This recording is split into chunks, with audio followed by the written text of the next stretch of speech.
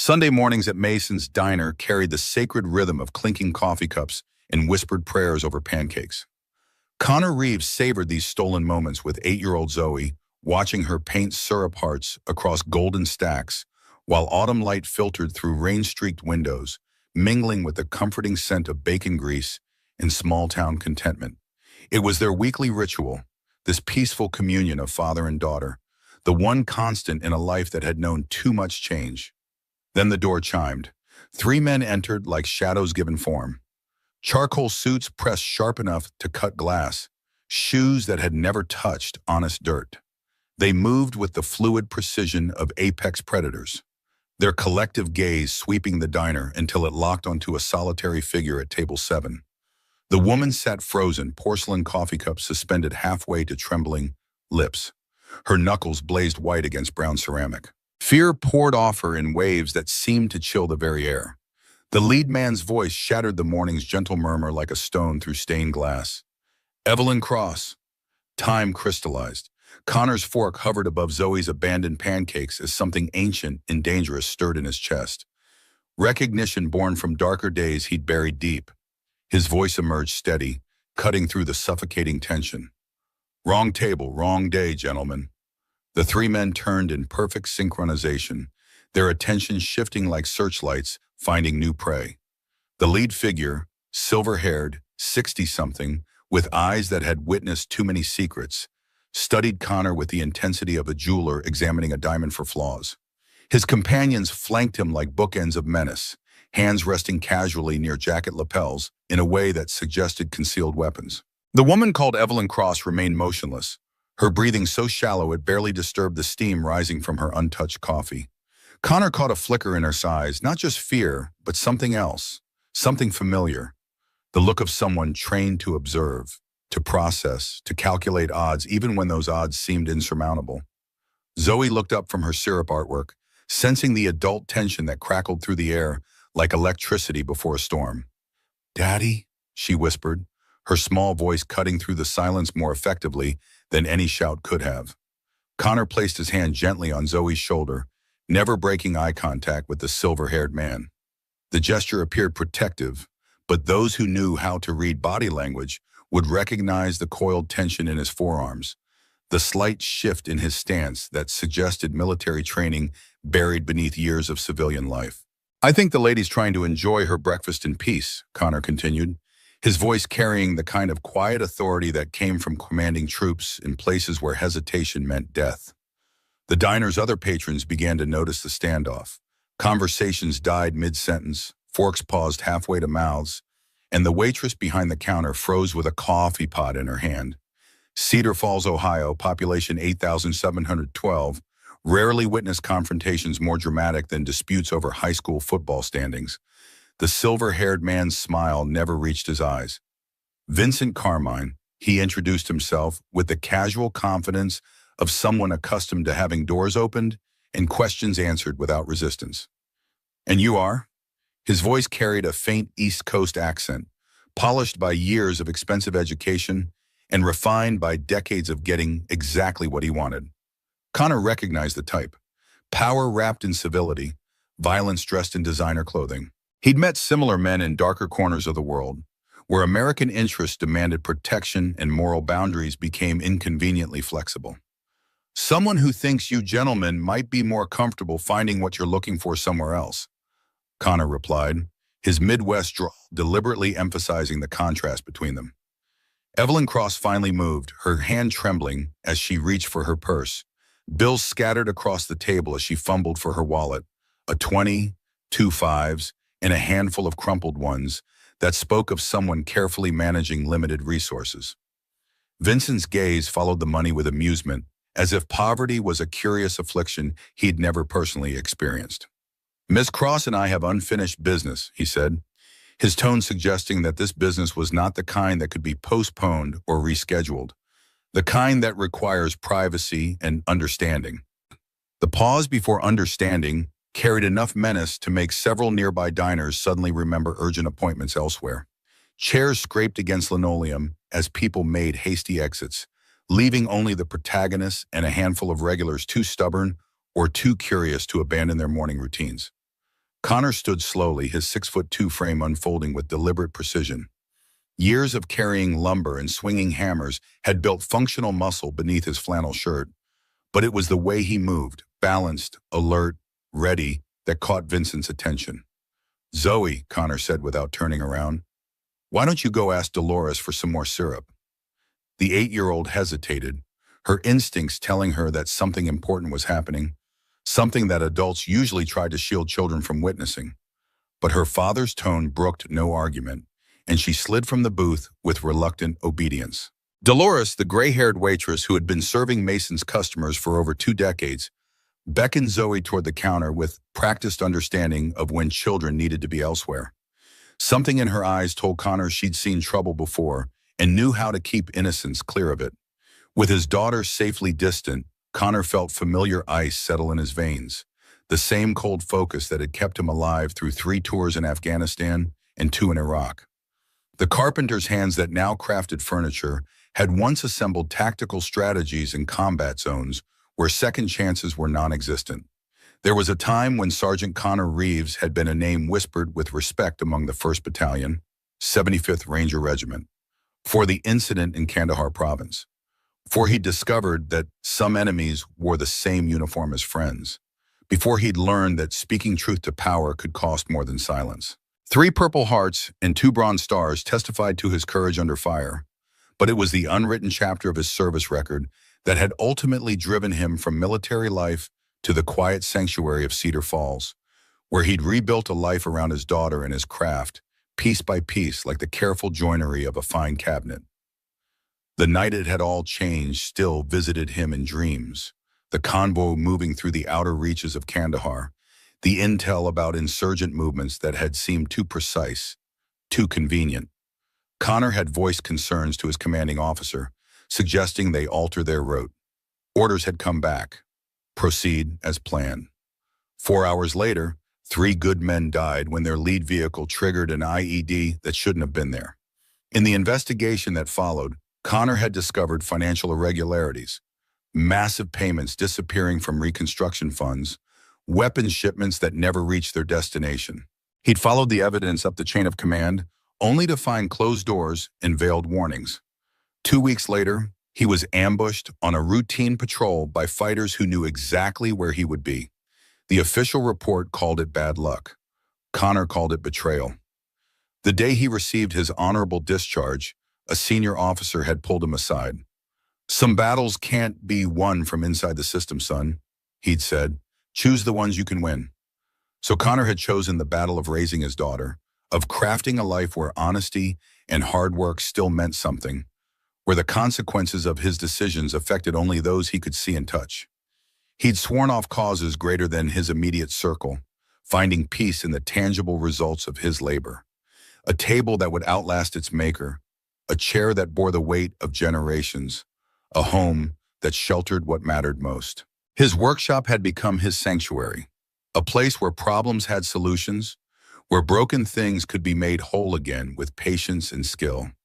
The smell of sawdust and varnish, the weight of tools worn smooth by generations of craftsmen, the satisfaction of joining 2 pieces so perfectly that the seam disappeared.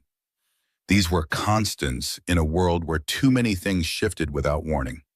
Connor found wisdom in woodworking that applied to life itself. You couldn't rush seasoning timber. You couldn't skip steps in finishing.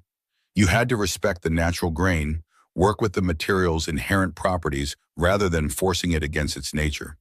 Patience, precision, respect for tradition, while adapting to circumstances, these were the foundations of both his craft and his character. Local folks had started bringing him their heirlooms to restore.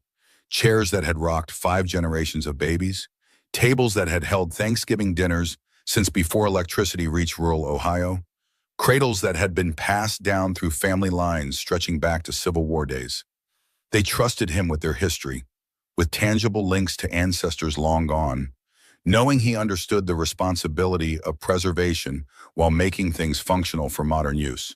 The irony wasn't lost on Connor, that he'd found purpose in restoring connections to the past after his own history had been severed so completely. that he'd become part of a community's continuity after his own life's trajectory had been so violently interrupted. After Sarah's death 3 years ago, a rain-slicked highway, a drunk driver crossing the median, a funeral where Zoe had been too young to understand why mommy wasn't coming home, Connor had devoted himself to creating stability. Their small house on Maple Street with the workshop out back had become his fortress against chaos, a place where control was possible, where variables could be measured and outcomes predicted. The drunk driver had walked away with a suspended license and community service. Connor had watched the sentencing with stone-faced dignity, had declined to make a victim impact statement when the judge asked, "What could words do in the face of such loss? How could any punishment restore what had been taken?" Instead, he'd channeled his grief into ensuring Zoe would grow up knowing she was secure, protected, loved beyond measure. He taught Zoe practical skills alongside life lessons. She could measure twice and cut once, could identify different wood grains, knew the satisfaction of creating something with her own hands. More importantly, she was learning resilience, that mistakes were opportunities, that broken things could be fixed with patience. That loss didn't mean the end of everything good. When nightmares woke her, Connor would sit beside her bed and tell stories about her mother's courage, how Sarah had faced down life's difficulties with grace and humor, how she'd believed that kindness wasn't weakness, but the hardest kind of strength. He made sure Zoe knew she came from people who didn't quit, who faced hard truths and still found reasons to smile. The town had embraced them both after Sarah's passing. Casseroles appeared on the porch. Neighbors mowed the lawn unasked during those first devastating weeks. Zoe's teacher made special accommodations for missed homework and emotional outbursts. It wasn't perfect. Nothing could fill the Sarah-shaped hole in their lives, but it was community in the truest sense. People bearing one another's burdens without expectation of repayment. Connor had found an unexpected ally in Sheriff Mike Townsend, a Vietnam veteran who recognized the signs of combat stress that sometimes still ambushed Connor in unguarded moments. Mike never pushed for details about Connor's service, but made himself available for pre-dawn coffee when sleeplessness struck, offering the silent companionship of someone who understood that some experiences defied explanation. "You're building something good here," Mike had told him one morning as they watched the sun climb over the eastern farmland. "Most of us come back looking for purpose. You found yours in that little girl and this town. Not everyone gets that lucky." Lucky wasn't how Connor would have described himself, not with Sarah gone, not with the nightmares that still woke him sweating some nights. But he understood what Mike meant. Purpose was the difference between surviving and living, between existing and building a life worth the hardships endured to reach it. Cedar Falls had become home in ways that surprised him. He knew the rhythms of small-town life now. Friday night football games where the entire community gathered regardless of whether they had kids on the team.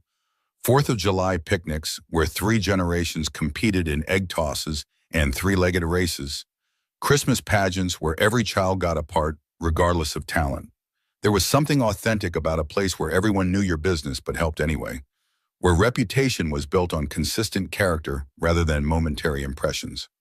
Connor had even started dating again, tentatively, awkwardly, at the persistent encouragement of Zoe's second-grade teacher, Mrs. Abernathy, who seemed determined to ensure that every eligible adult in town found companionship. Nothing serious had developed. Most relationships fizzled after a few polite dinners when it became clear that Connor's priority would always be his daughter. But the effort itself represented progress, a willingness to consider possibilities beyond the closed circle of grief. But now 3 strangers in expensive suits had brought the unpredictability of violence back into his carefully constructed world, and something long dormant was awakening. Instincts honed through years of combat that recognized threat patterns before conscious thought could name them. Connor studied the men arrayed before him, reading the subtle tells that separated professionals from amateurs, the way they positioned themselves in relation to exits, the constant awareness of their surroundings, the economy of movement that suggested training rather than natural talent.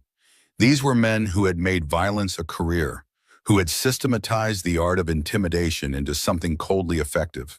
His years in special operations had taught him to catalog threats instinctively. Primary, secondary, contingent.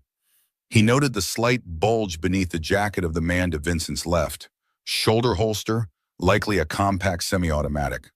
The third man's stance suggested a knife specialist, someone comfortable with close-quarters combat. Vincent himself carried no visible weapon, but radiated the confidence of someone who rarely needed to dirty his own hands. "Now, gentlemen," Connor said, his voice dropping to conversational levels that somehow carried more threat than shouting could have achieved. "I'm going to suggest that whatever business you think you have with the lady can wait until she's finished her meal."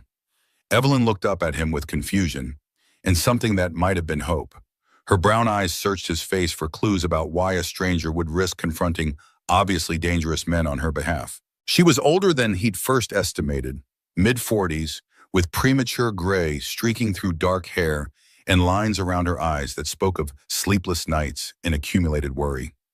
There was something familiar about her features, though Connor couldn't place where he might have seen her before. Perhaps it was just the shared look that veterans of different kinds of battles sometimes recognized in each other. The weathered resilience that came from seeing too much, from carrying on when the surrender seemed more reasonable. Vincent exchanged glances with his companions, some unspoken communication passing between them. The man to his left, shorter, stockier, with scarred knuckles that suggested extensive experience with violence, shifted his weight in a way that placed his gun hand closer to his jacket's interior.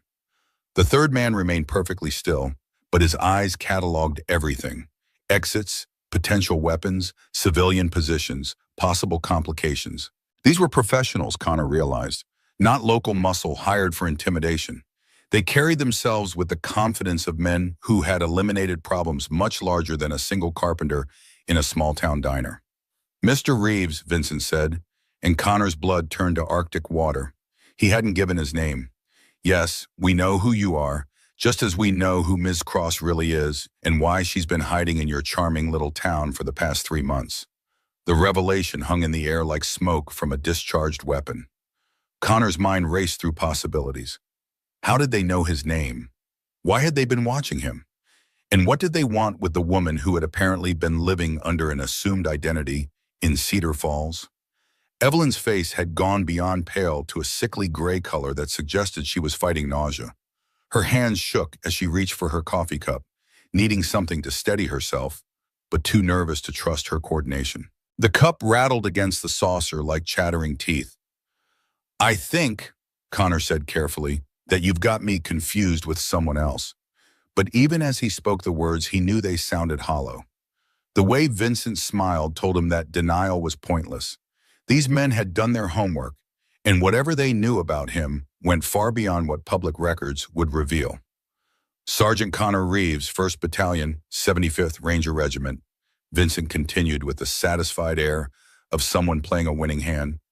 "3 Purple Hearts, 2 Bronze Stars, and 1 incident in Kandahar province that never made it into your official service record." The temperature in the diner seemed to drop 10 degrees. Connor felt phantom pain flare in old wounds, muscle memory of explosions and gunfire that no amount of civilian life could fully erase. He glanced toward Zoe, who was pretending to be absorbed in selecting packets of sugar while obviously straining to overhear adult conversation. How much did these men know? How far back did their research go? And most importantly, what did they want badly enough to risk exposing their own presence by confronting him in public? The mention of Kandahar struck at Connor's most guarded memories. Few people knew what had happened there. Fewer still understood the implications. The fact that Vincent Carmine had this information suggested connections that went beyond ordinary criminal networks, reaching into the shadowy intersection where government operations and private interests sometimes met in deniable arrangements. Connor had walked away from that world, had deliberately chosen a life built on solid, tangible realities rather than shifting allegiances and moral compromises. He'd made peace with the understanding that some battles couldn't be won, some systems couldn't be reformed from within. He'd found purpose in the smaller victories of daily life, raising a daughter with integrity, creating objects of beauty and utility, being part of a community where a man's words still carried weight. Yet here was his past, intruding on a Sunday morning, threatening everything he'd built. The instinct to protect warred with the desire to remain uninvolved. Zoe's safety demanded that he extract himself from whatever was happening. But something in Evelyn's eyes, a desperation that mirrored what he'd once felt when facing institutional indifference to corruption, made retreat impossible. Evelyn stood abruptly, her chair scraping against the floor with enough force to draw attention from the remaining customers. "This is my problem," she said, her voice stronger than her shaking hand suggested. "Leave him out of it." There was something in her tone, resignation mixed with protective instinct, that made Connor reassess everything he thought he understood about the situation. This wasn't a random encounter or a case of mistaken identity. These people knew each other, had history that predated their arrival in Cedar Falls. The question was whether that history was something Connor could walk away from, or whether it had already trapped him the moment he decided to speak up. Vincent's smile widened, but it was the kind of expression that belonged on documentary footage of predators selecting prey. "I'm afraid Mr. Reeves inserted himself into our business the moment he opened his mouth," he said. "And now we're all going to have a much longer conversation." The diner's bell chimed again as two more men entered, larger than Vincent's companions, with the kind of muscle mass that came from professionally applied violence rather than gymnasium vanity. They positioned themselves near the entrance with casual efficiency, blocking the most obvious exit while appearing to simply be waiting for a table. Connor counted exits: front door now guarded, kitchen entrance visible through the pass-through window, emergency exit near the restrooms that probably hadn't been opened in years and might set off alarms.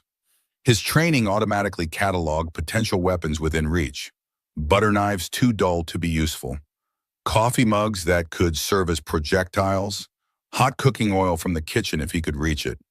But with Zoe in the building, his options narrowed considerably. Whatever these men wanted, he couldn't risk his daughter becoming collateral damage in someone else's war. "Daddy?" Zoe's voice carried across the diner, high and uncertain. She had noticed the new arrivals and sensed the shift in atmosphere that even children could detect when adults prepared for violence. Connor forced his expression into something resembling calm, offering her a smile that he hoped looked more convincing than it felt. "Just talking with some folks, sweetheart. Stay with Dolores." The waitress had positioned herself protectively near the child, her weathered hands resting on Zoe's shoulders with grandmotherly authority.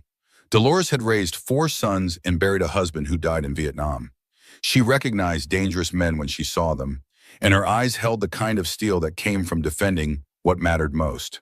If things went bad, Connor trusted her to get Zoe to safety, even if it cost him everything else. Vincent checked his watch with theatrical precision, as if operating on a schedule that couldn't accommodate much more delay. "Miss Cross has something that belongs to my associates," he explained conversationally.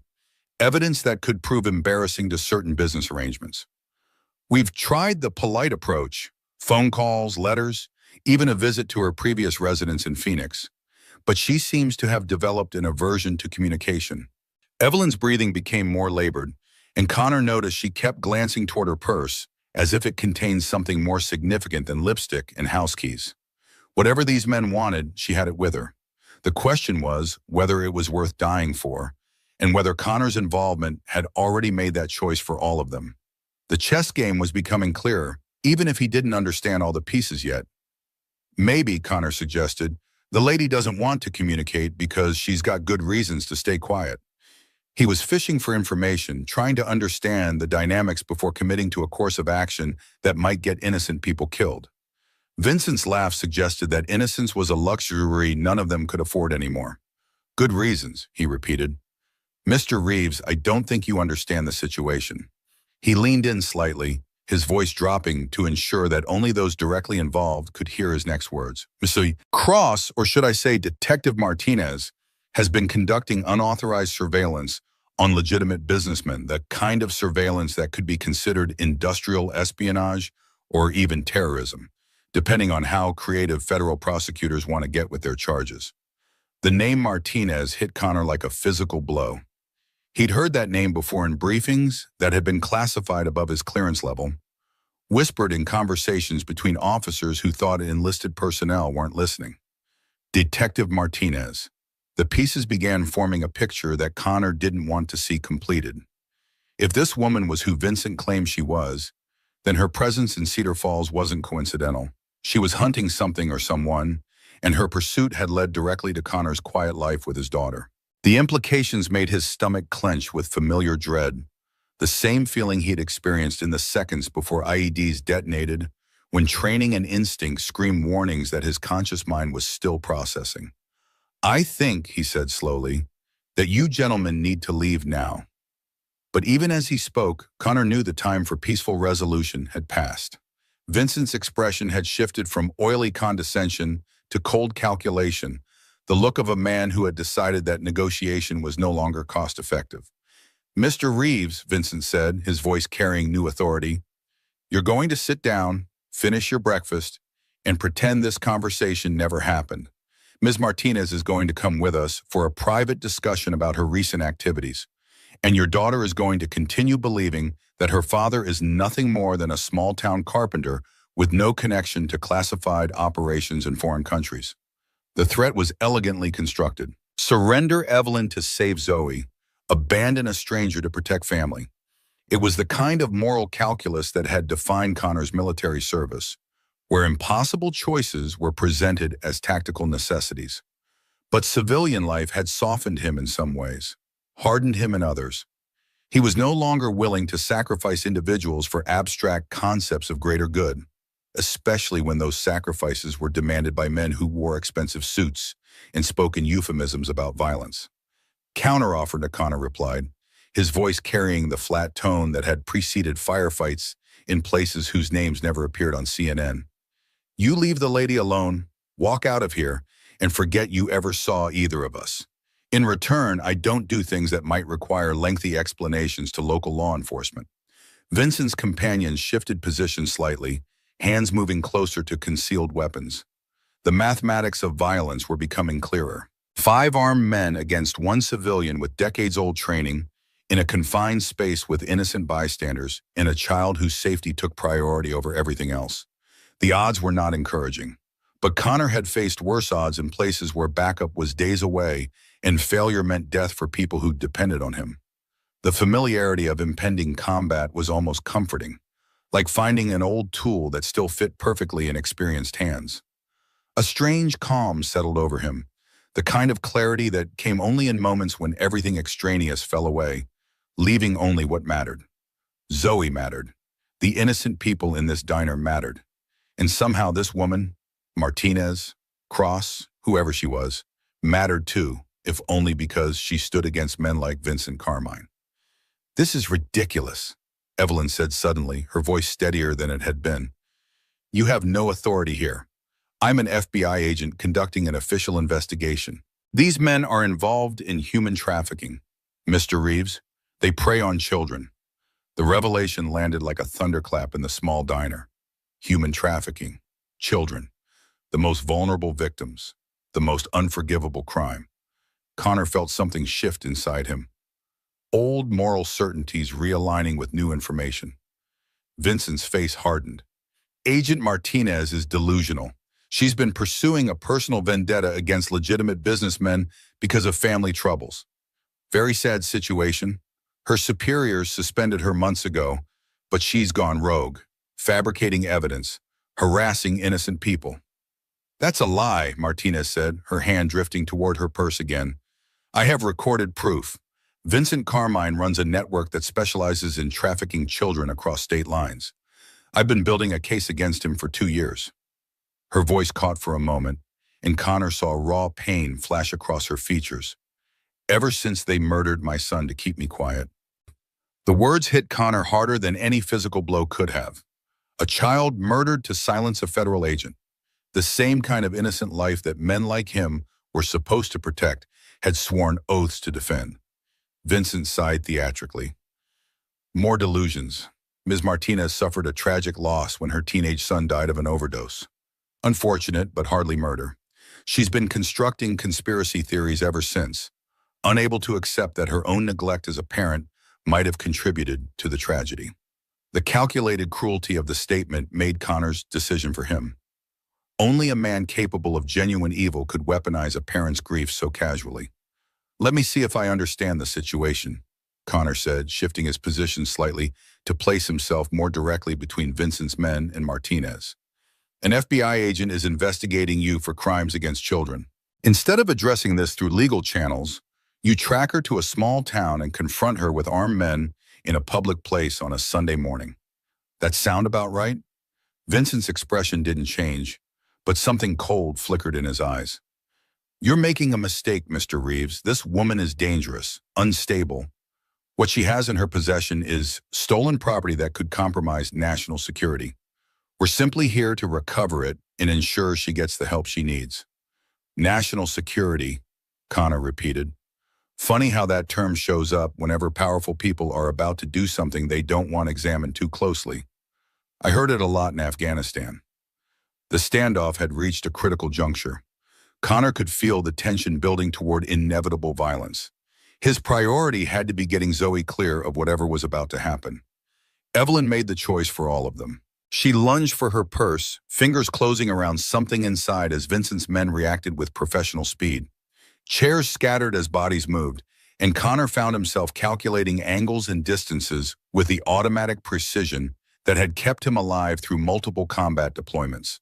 Time dilated the way it always did when violence became inevitable. Sounds became sharper. Vision tunneled to essential details. Heartbeats settled into the steady rhythm that preceded controlled aggression.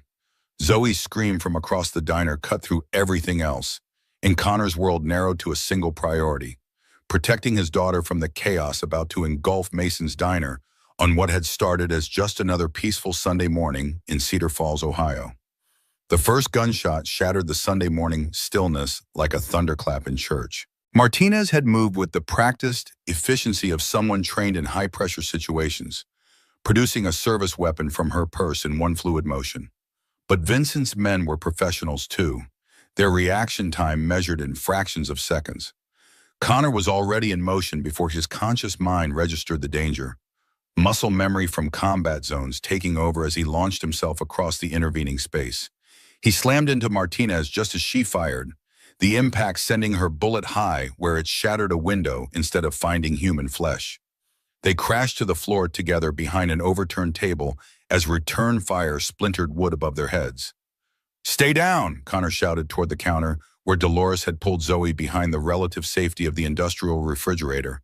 The old waitress didn't need the instruction. She had already positioned her body between the child and the gunfire, her weathered face set in grim determination.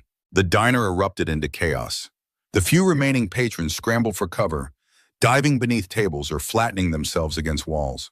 An elderly man near the front counter froze in place, paralyzed by fear and confusion. His breakfast forgotten as bullets tore through the space where normalcy had existed seconds before. Vincent and his companions had taken strategic positions, using the booze as cover, while maintaining clear lines of fire toward Connor and Martinez. The two men who had been blocking the entrance now moved with tactical precision to secure the kitchen exit, effectively cutting off the most obvious escape routes. "Hell of a way to start a conversation," Connor muttered as he assessed their situation. The overturned table provided temporary cover, but the thin wood wouldn't stop determined bullets for long. They needed a better position. Martinez's expression was focused, her earlier fear replaced by professional detachment. "Sorry about this," she said, checking her weapon with practiced movements. "Wasn't planning on a firefight in front of civilians." Connor spotted a serving tray that had fallen nearby, heavy stainless steel, about 18 inches across. Not much, but better than nothing. He reached for it just as another volley of shots peppered their position, splinters flying as bullets punched through their improvised barricade. "We need to move," he said, nodding toward the kitchen. "They've got us pinned here, and this table won't hold much longer." Martinez nodded her agreement, understanding the tactical assessment without need for elaboration. "Cover and move?" "Just like the old days," Connor replied, though his old days had been very different from hers. He positioned the serving tray like a shield. "On three." They didn't need to count aloud. Both understood the rhythm of combat, the precise timing required for coordinated movement. Martinez fired 2 careful shots to force Vincent's men into cover, while Connor launched himself from behind the table, using the serving tray to deflect any incoming fire as he slid across the floor toward the counter that separated the dining area from the kitchen. A bullet ricocheted off the tray with a metallic ping, the impact numbing Connor's arm, but failing to penetrate the sturdy steel. He reached the counter and immediately provided covering fire for Martinez, using a coffee mug as a distraction, hurling it across the room where it shattered against the wall. The sound drew automatic fire from one of Vincent's men, revealing his position and allowing Martinez to sprint to Connor's side during the momentary distraction. They weren't fighting like movie heroes with unlimited ammunition and superhuman accuracy. This was the controlled chaos of real combat. Economical movements, split-second decisions, the use of environment and psychology rather than brute force. Connor's military training and Martinez's FBI tactical experience complemented each other in a deadly efficient partnership born of necessity. "Kitchen," Connor said, already moving toward the swinging doors. "We need to get to Zoe." They made it through the doors just as Vincent's men attempted to flank their position. The kitchen offered better cover, industrial appliances, metal countertops, multiple exit points. Dolores had already shepherded Zoe and the few remaining customers into the walk-in freezer, using the thick insulated door as protection against stray bullets. Connor made his way to them, checking Zoe for injuries with gentle, urgent hands. "Are you okay, sweetheart?" His voice remained steady despite the adrenaline surging through his system. Zoe nodded, eyes wide with fear, but remarkably composed for an 8-year-old suddenly thrust into violence. "I'm okay, Daddy." Her small fingers clutched his sleeve. "Are you hurt?" "I'm fine," he assured her, though his shoulder ached where the bullet had struck the tray. "You stay here with Dolores. I'll be right back." Martinez had taken up a defensive position near the kitchen entrance, her weapon trained on the swinging doors. "They're regrouping," she reported, "probably trying to figure out how to come at us without walking into a crossfire." Connor joined her, grabbing a heavy cast-iron skillet from a nearby hook. Not his preferred weapon, but effective at close range. "We've got maybe 2 minutes before they make a move," he estimated. "Time to figure out who you really are and what the hell is going on." Martinez met his gaze with a directness that confirmed his suspicions. She wasn't just some random FBI agent who'd stumbled into trouble.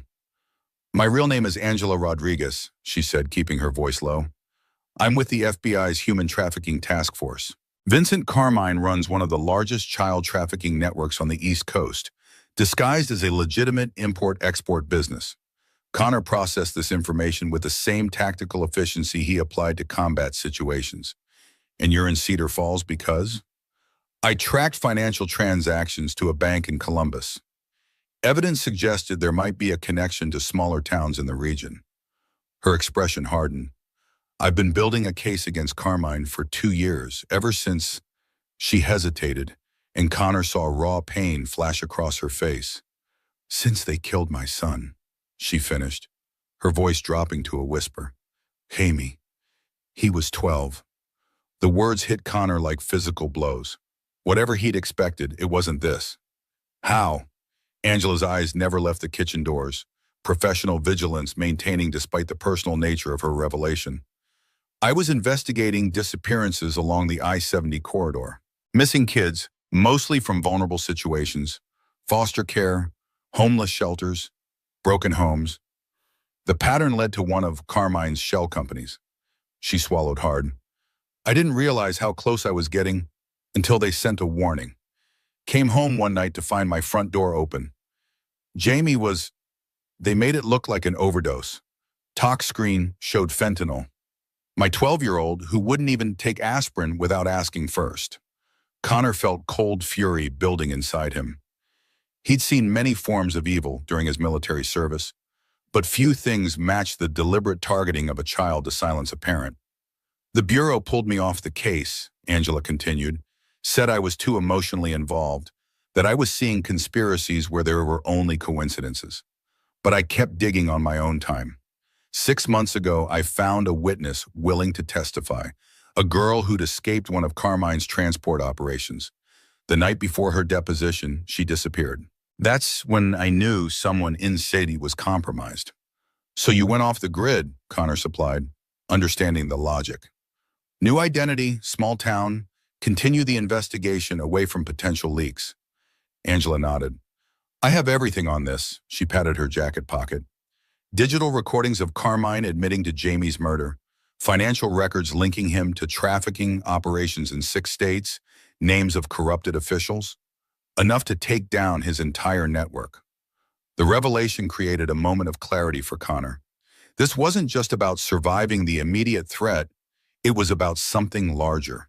Exposing a system that preyed on the most vulnerable, bringing justice to victims who had no voice. The kind of battle he'd walked away from in Afghanistan, believing it too corrupted by power and money to fight effectively. "Your turn," Angela said, interrupting his thoughts. Vincent mentioned Kandahar. "What happened there that didn't make it into your service record?" Connor's jaw tightened.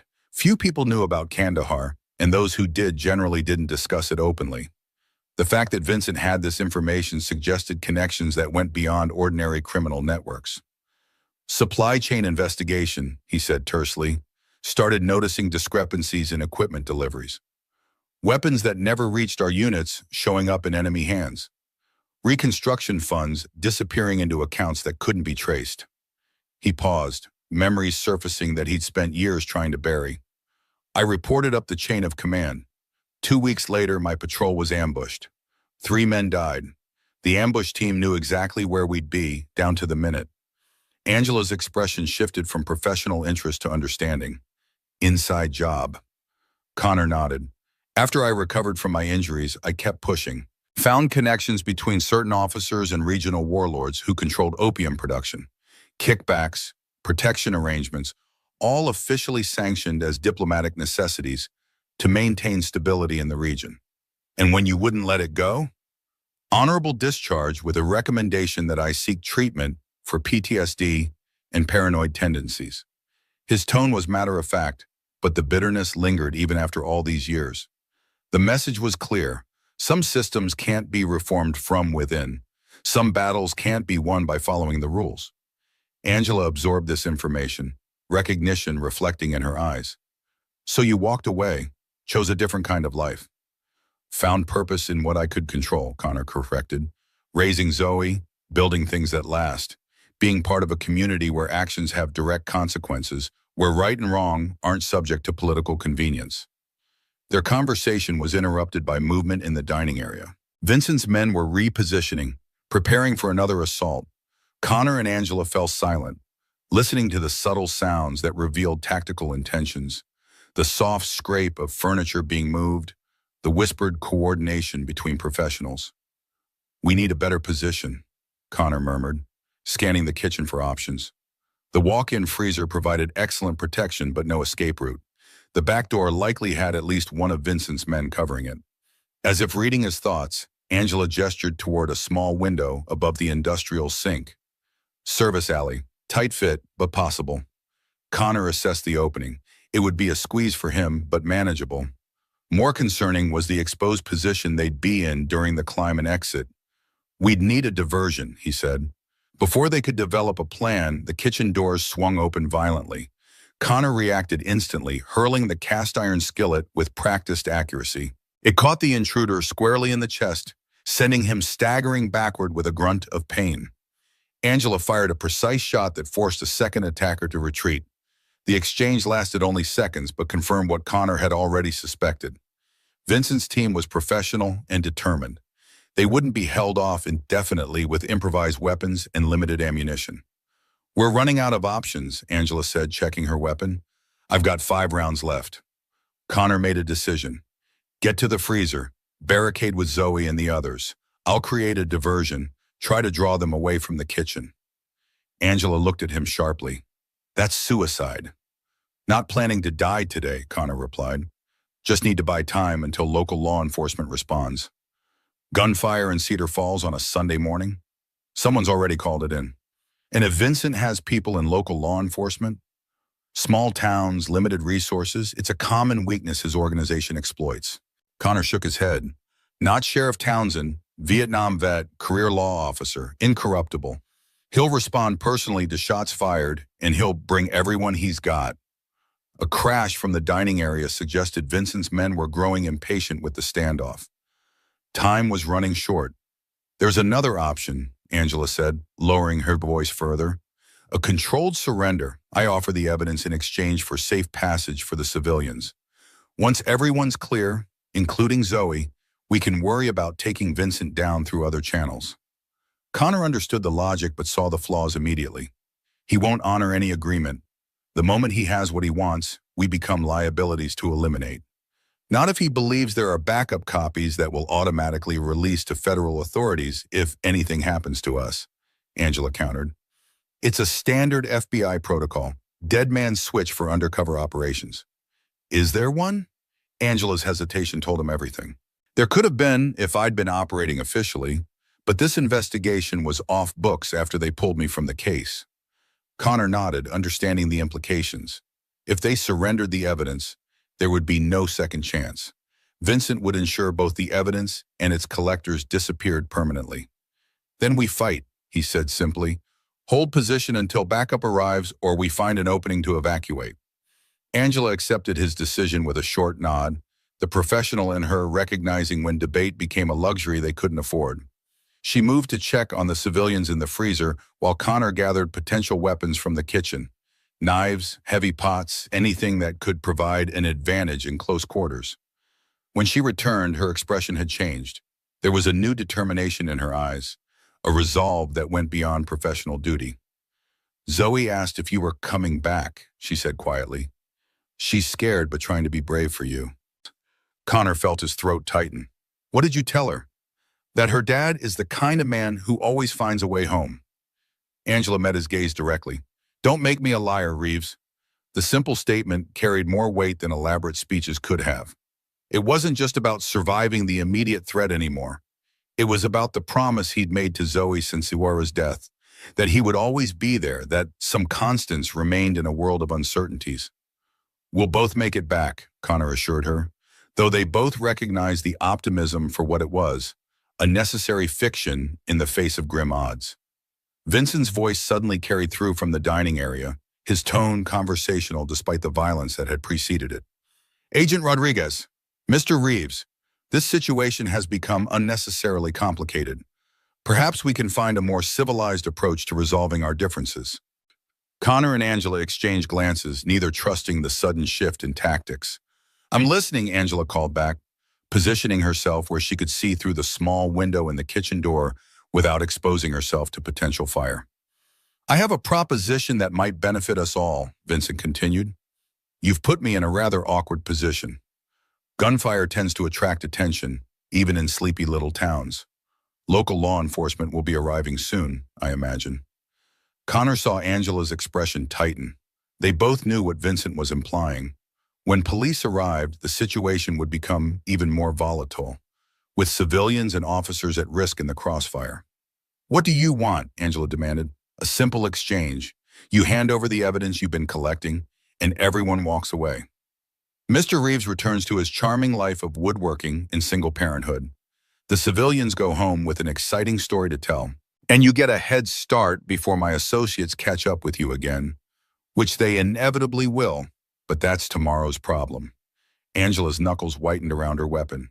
And if I refuse? Vincent's sigh was theatrically exaggerated. Then I start making examples of the civilians still in the dining area, beginning with this distinguished-looking gentleman enjoying his retirement breakfast. Connor's stomach clenched. The elderly man he'd noticed earlier, Muston and Scurrier. Vincent must have taken him hostage during the confusion. You have 30 seconds to decide, Vincent added. The evidence for the old man's life. Seems like a reasonable trade. Angela turned to Connor, conflict evident in her eyes. 2 years of work, she whispered. Everything I need to take down the people who killed my son. But I can't let another innocent person die because of my fight. Connor understood her dilemma all too well. It mirrored the impossible choices he'd faced after Kandahar. Justice versus immediate lives at risk. Abstract principles versus concrete suffering. He remembered the aftermath, the slow realization that the corruption he'd uncovered went deeper than he'd initially believed. The gradual understanding that some enemies couldn't be defeated through conventional channels. There's another way, he said slowly, an idea forming, but it's risky. Angela listened intently as Connor outlined his plan, a gambit that relied on psychology rather than firepower, on Vincent's own priorities rather than their limited resources. It could work, she acknowledged when he finished, but it puts you at significant risk. No worse than what we're already facing, Connor pointed out, and it gives us a chance to protect both the civilians and your evidence. Angela studied him for a moment. then nodded decisively. Let's do it. Lunch, as they finalized the details, Connor made his way to the freezer where Zoe and the others were huddled. He knelt beside his daughter, brushing a strand of hair from her forehead with gentle fingers. I need to go talk to the bad men, he told her, keeping his voice steady and reassuring despite the gravity of what he was about to attempt. You stay here with Dolores and the others until I come back. Zoe's eyes, so like her mother's, searched his face with a perceptiveness beyond her years. Are you scared, Daddy? The simple question deserved an honest answer. Yes, sweetheart, I am. But remember what we talked about? About being brave? Being brave isn't not being scared, she recited solemnly. It's doing what's right even when you are scared. That's exactly right, Connor said, his chest tightening with pride and fear in equal measure. And right now, the brave thing is for me to help Agent Rodriguez stop these men from hurting anyone else. Zoe nodded, accepting his explanation with the trust that had defined their relationship since her birth. I'll be brave too, she promised. I know you will. Connor pressed a kiss to her forehead, inhaling the sweet scent of her hair, memorizing the feel of her small hand in his. I love you more than anything in this world. I love you too, Daddy. Dolores moved closer, her weathered hand coming to rest on Zoe's shoulder with grandmotherly authority. I'll keep her safe, she assured Connor, the steel in her voice leaving no room for doubt. You do what you need to do. Connor nodded gratefully, then turned to the other civilians, an elderly couple, a middle-aged man who'd been reading the Sunday paper when violence erupted, a young woman who'd been working on a laptop before the shooting started. Stay quiet and keep low, he instructed them. Help is coming. Returning to Angela, he found her checking her weapon one final time. Ready? She asked. As I'll ever be. Connor took a deep breath, centering himself the way he'd done before combat operations. Let's do this. Vincent, he called toward the dining area. I'm coming out to talk. Hold your fire. A wise decision, Vincent called back. Connor emerged from the kitchen with his hands raised, moving slowly to demonstrate he carried no weapons. The dining area had been transformed by violence. Overturned tables, shattered windows, bullet holes punctuating walls that had previously displayed only local sports memorabilia and faded photographs of Cedar Falls landmarks. Vincent stood near the counter, one hand resting casually on the shoulder of the elderly man who sat rigid with fear. Three of his men maintained tactical positions around the room, weapons ready but not actively aimed at Connor. The fourth was nowhere to be seen, probably watching the back exit, Connor surmised. Mr. Reeves, Vincent greeted him with the false cordiality of a salesman. I appreciate your willingness to be reasonable. Where is Agent Rodriguez? Securing the civilians, Connor replied, keeping his voice neutral. Including my daughter. Vincent nodded as if this was perfectly understandable. Family must always come first. I'm sure you understand that my actions today, regrettable as they may seem, are also about protection.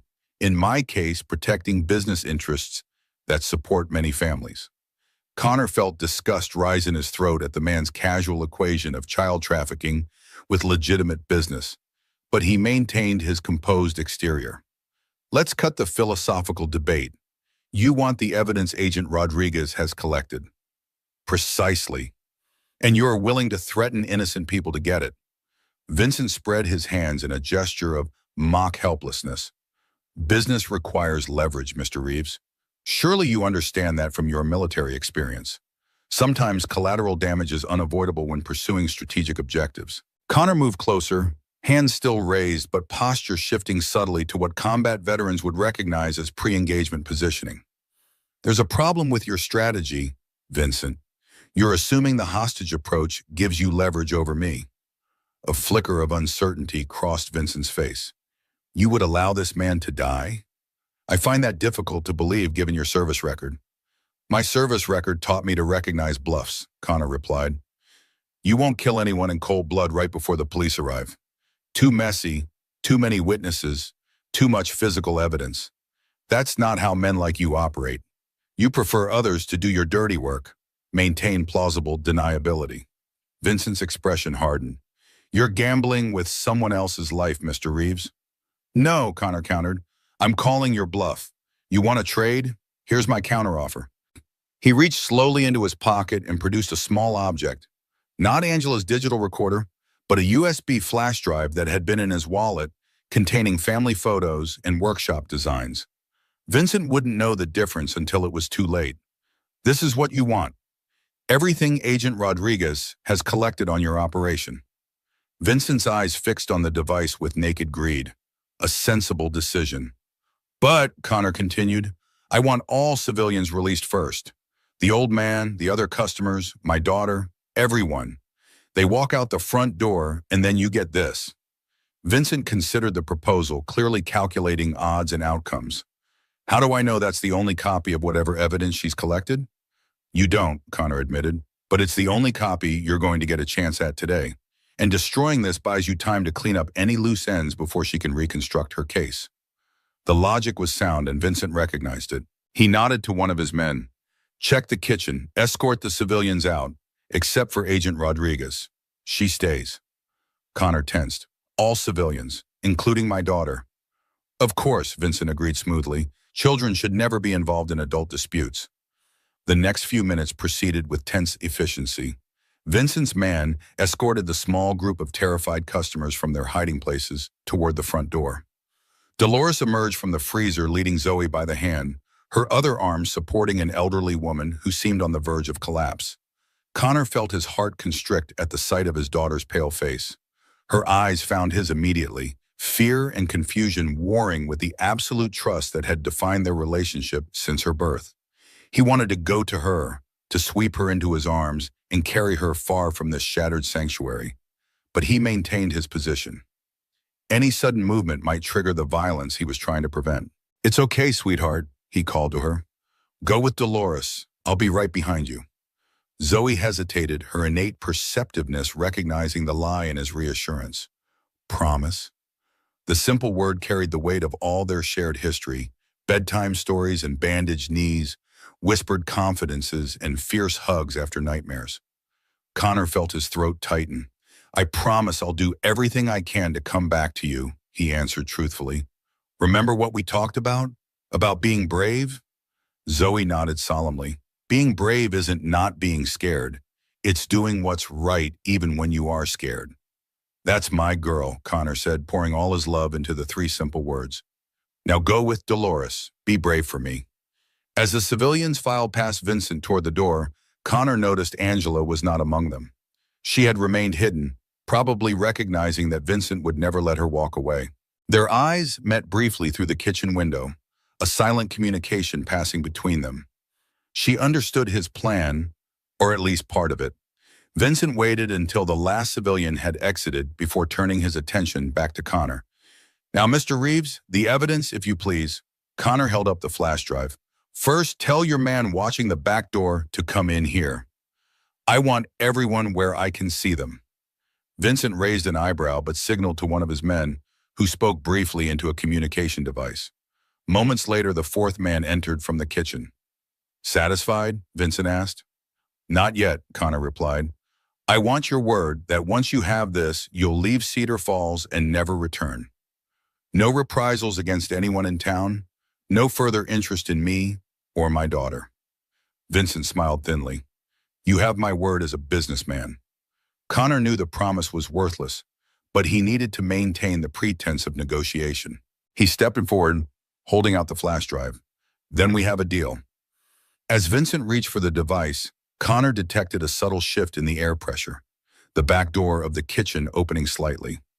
Angela was making her move, just as they'd planned. Vincent's fingers closed around the flash drive just as Connor released it.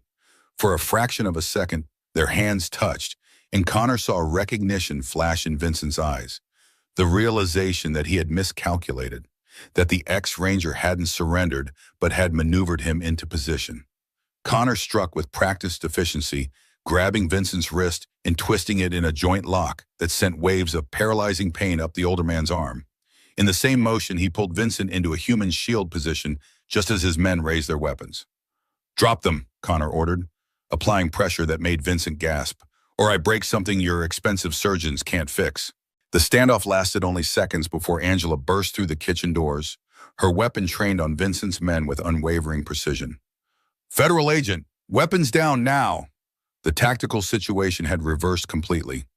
Vincent's men found themselves caught in a crossfire, their leader effectively neutralized as a hostage himself. Professional calculation overtook loyalty, and they slowly lowered their weapons. "Kick them away," Angela instructed, moving to secure the nearest gunman. "Face down on the floor, hands behind your heads."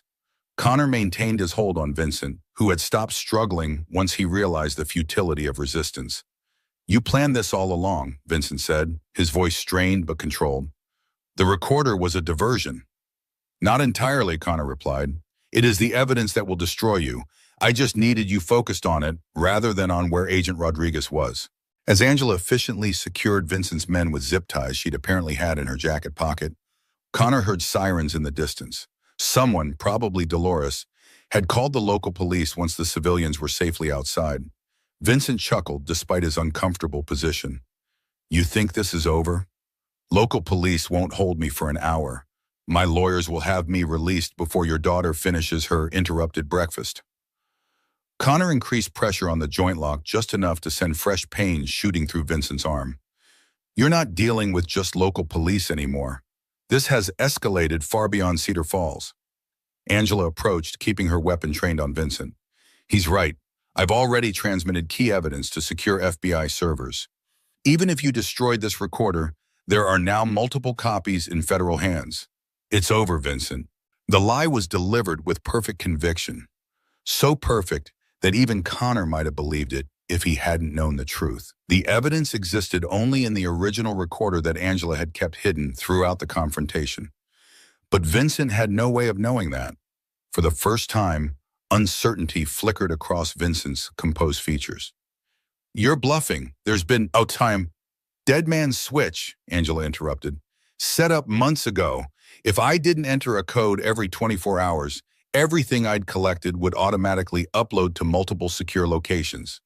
When the shooting started, I deliberately missed my check-in." She smiled coldly. "You should have just kept looking for me quietly instead of creating this public spectacle. Your theatrics just triggered the contingency I designed specifically for men like you who think they're untouchable." The sirens grew louder, multiple vehicles by the sound of it. Cedar Falls might be small, but its police force responded with serious commitment to reports of gunfire. "It's over," Connor reiterated, maintaining his hold, as Angela moved in to secure Vincent. "Your network is exposed, your protection compromised, your operations under federal scrutiny." Vincent's face remained impassive, but his eyes revealed the rapid calculations of a man accustomed to finding escape routes from difficult situations. "Perhaps this particular battle," he conceded. "But men like me are never truly defeated, Mr. Reeves. We adapt, rebuild, continue under new frameworks. The demand for our services never disappears, only evolves." Connor leaned closer, his voice dropping to ensure only Vincent could hear his next words. "If you or anyone connected to you ever comes near my daughter or this town again, there won't be any evidence, any witnesses, or any remains for your expensive lawyers to defend." That's not a threat. It's a promise from someone who knows how to make people disappear without a trace. He released Vincent as Angela secured the final restraint, stepping back just as the first police officers burst through the diner's shattered front door, weapons drawn. Sheriff Mike Townsend led the response team, his experienced eyes quickly assessing the situation. "Connor, you okay?" Connor nodded, suddenly aware of the accumulated injuries from the brief but intense conflict. Bruised ribs, strained shoulder, various cuts from flying debris. Nothing serious, but his body was beginning to register complaints now that the immediate danger had passed. "Agent Angela Rodriguez, FBI." Angela introduced herself, producing credentials that had remained hidden during her time as Evelyn Cross. "These men are under arrest for multiple federal violations, including human trafficking, conspiracy, assault on a federal officer, and attempted murder." Mike's expression registered surprise, but his professionalism quickly reasserted itself. "Cedar Falls Police will provide whatever assistance the Bureau requires, Agent Rodriguez." As additional officers secured the scene and began processing the prisoners, Connor moved toward the door, his mind focused entirely on reaching Zoe. He found her outside, still clutching Dolores's hand, her small face lighting up with relief when she saw him emerge. "Daddy!" She broke away from the waitress and ran to him, colliding with his legs in a fierce hug that disregarded his various injuries. Connor knelt and gathered her close, breathing in the sweet scent of her hair, feeling the rapid flutter of her heart against his chest. "I knew you'd come back," she whispered against his neck. "I was brave, just like you said." "The bravest," Connor agreed, his voice thick with emotion. "Braver than any soldier I ever served with." As he held his daughter, Connor felt the weight of the morning's events settling onto his shoulders. The violence had been contained, the immediate threat neutralized, but the ripple effects would continue. Vincent's cryptic warning echoed in his mind. Men like him were never truly defeated, only temporarily inconvenienced. Zoe pulled back slightly, her young face serious as she studied her father's expression. "Are the bad men going to jail?" Connor nodded. "Yes, sweetheart, for a very long time." "Good," she said with the simple moral certainty of childhood. "They scared everyone and ruined our pancakes." Despite everything, Connor found himself smiling at her priorities. "We can make more pancakes at home." "With chocolate chips?" Zoe negotiated, already showing signs of recovering from the trauma with the resilience unique to children. "Definitely with chocolate chips," Connor agreed, rising to his feet with Zoe still in his arms, unwilling to break physical contact just yet. Angela approached them, having handed off custody of Vincent and his men to the local officers. Her professional demeanor had softened slightly as she watched the reunion between father and daughter. "Thank you," she said simply. "What you did in there, most civilians would have looked the other way." Connor shook his head. "I stopped being most civilians a long time ago, same as you." Angela glanced at Zoe, who was watching her with undisguised curiosity.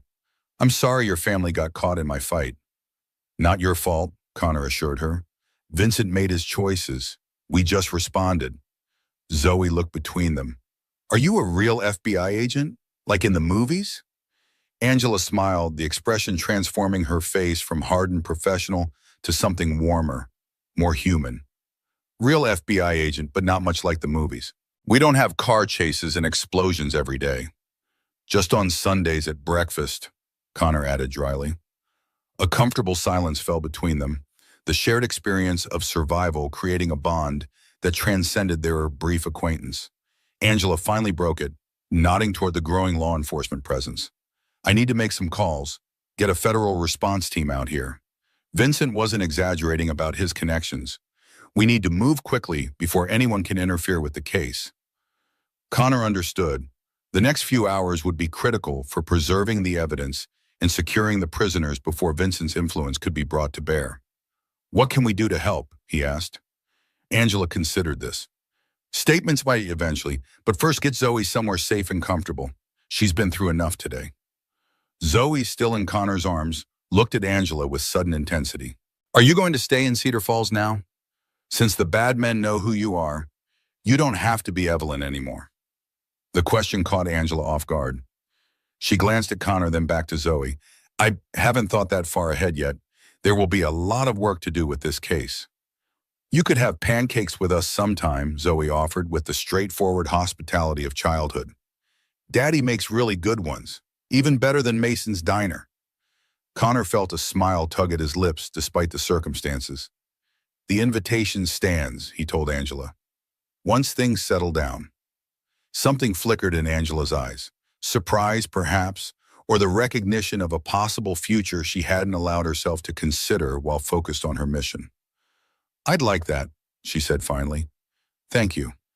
As more law enforcement vehicles arrived and the investigation began in earnest, Connor carried Zoe toward his truck, eager to get her home to the safety and familiarity of their house on Maple Street. The Sunday morning ritual of pancakes and conversation had been irrevocably disrupted, but they were alive together, and for now, that was enough. He glanced back once to see Angela conferring with Sheriff Townsend, her posture straight, her gestures precise as she outlined what needed to happen next. Their eyes met briefly across the distance, and Connor felt an unexpected connection. Two warriors who had found themselves fighting the same battle from different starting points. Whatever came next would be complicated.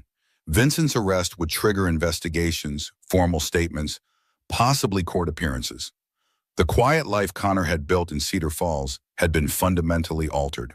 But as he settled Zoe into her booster seat and secured the safety belt, he realized that perhaps the time for quiet had passed. Some battles couldn't be won from inside the system. Some required people willing to stand in the gap, to place themselves between predators and their prey, to say wrong table, wrong day, when evil came calling. As he started the engine and pulled away from Mason's diner, Connor found himself ready for whatever battle came next. The days following the shootout at Mason's diner unfolded in a blur of federal agents, formal statements, and community response. Cedar Falls, unaccustomed to violence more serious than the occasional barroom scuffle, found itself thrust into the national spotlight as details of Vincent Carmine's trafficking network emerged. FBI teams descended on the small town, setting up temporary command posts in the community center and conducting interviews with everyone who had witnessed the Sunday morning confrontation. Connor kept Zoe home from school for the first few days, providing a protective buffer between his daughter and the inevitable questions from classmates and teachers. They spent quiet hours in his workshop, where the familiar rhythm of tools against wood created a sense of normalcy amid the chaos. Zoe sat on her designated stool, sanding small pieces for a dollhouse Connor had been building as a Christmas present, asking occasional questions about what would happen to the bad men and when things would go back to normal. "Will Agent Rodriguez have to leave soon?" she asked on the third afternoon, her small hands moving mechanically over the wooden roof shingle she was smoothing. Connor looked up from the dovetail joint he was cutting. "Probably once all the paperwork is finished and the investigation moves to the courts." Zoe frowned, considering this. "I like her. She's brave, like you." "Well, she is brave," Connor agreed, setting down his chisel and giving his daughter his full attention. "Braver than most people I've known." "She lost her little Bundy," Zoe said quietly. "Dolores told me. That's sad." Connor nodded, unsurprised that the diner's waitress had picked up details during the aftermath. Dolores had become a surrogate grandmother to Zoe after Sarah's death, offering childcare when Connor had projects that ran late and providing the feminine guidance that he sometimes struggled to provide. "Very sad," he confirmed. "Agent Rodriguez has been trying to catch the people responsible for a long time." Zoe's expression grew serious, her eyes, so like her mother's, focusing intently on Connor's face. "Like how that drunk driver hurt Mommy and the judge didn't put him in jail for very long?" The question caught Connor off guard. They had discussed Sarah's death in age-appropriate terms over the years, but he hadn't realized Zoe had absorbed so much about the judicial outcome. "Something like that," he acknowledged carefully. "Sometimes the system doesn't work the way it should." Zoe nodded as if this confirmed something she'd already concluded. "That's why you helped her, even though it was dangerous." It wasn't a question, but Connor answered anyway. "Yes, sometimes we have to stand up for what's right, even when it's hard or scary." "I'm glad you did," Zoe said with the simple moral certainty of childhood. "Mommy would be proud of you." The words pierced Connor's carefully maintained composure. He set down his tools and crossed the workshop to gather Zoe into a tight embrace, sawdust and all. "Thank you, sweetheart," he whispered against her hair. "That means everything to me." Their moment was interrupted by a knock at the workshop door. Connor looked up to see Angela Rodriguez standing in the doorway, her professional FBI attire replaced by casual jeans and a simple blue sweater that softened her appearance considerably. "Sorry to intrude," she said, hesitating at the threshold. "Sheriff Townsend told me where to find you." Connor motioned her in. "Not intruding. We were just finishing up for the day." Zoe brightened at the sight of the agent. "Are you here for pancakes? Daddy said we could make them for you sometime." Angela smiled, the expression transforming her face from its usual guarded professionalism to something warmer, more accessible. "Not today, I'm afraid. I'm actually here to update your dad on some developments in the case." "Boring grown-up stuff," Zoe concluded with dramatic disappointment. "Very boring," Angela confirmed seriously. "All about paperwork and court schedules and evidence processing." Connor wiped his hands on a shop towel. "Zoe, why don't you go inside and wash up? I'll be in shortly to start dinner." With minimal protest, Zoe gathered her project materials and headed toward the house, pausing at the door to deliver a solemn invitation. "You can come for pancakes tomorrow if you want. Sunday is actually pancake day, but Daddy says we can have them any time after what happened." Once Zoe had disappeared into the house, Angela's expression shifted back to its professional intensity. "Vincent Carmine was transported to federal custody this morning. His men are being held separately to prevent coordination of their stories." Connor nodded. "Good. The evidence is secure. Everything I collected over the past 2 years, plus what we gathered from the scene. It's compelling, Connor. Financial records, witness statements, digital recordings of conversations implicating Vincent and several high-level associates in trafficking operations across 6 states. Enough for convictions? Angela's expression hardened. Enough to put Vincent and his immediate circle away for multiple life sentences. But there are others, people whose names appear in financial transactions, but with layers of protection. Shell companies, offshore accounts, intermediaries who maintain plausible deniability. The ones who never get their hands dirty, Connor supplied, familiar with the type from his Kandahar investigations. The ones the system protects. Exactly. Angela moved further into the workshop, running her fingers absently along the edge of a half-finished table. That's partly why I'm here.